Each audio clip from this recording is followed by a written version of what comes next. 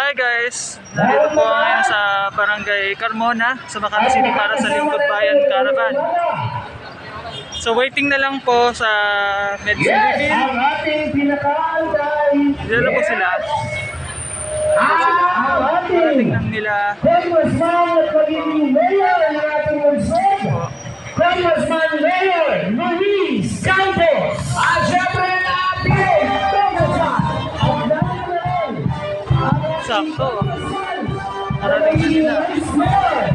Congressman Vice Mayor Kit Peña. At syempre natin magiging senador, Abby Balater. At narito na rin, kasama natin ngayong umaga, ang ating mayora, senadora, Abby Binay Campos!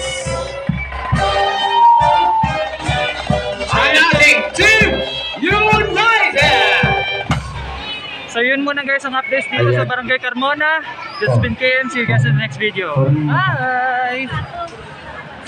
Ay, by the way, sa likuran ko nga pala, circuit. Umagang ating mayora, senadora, Abby.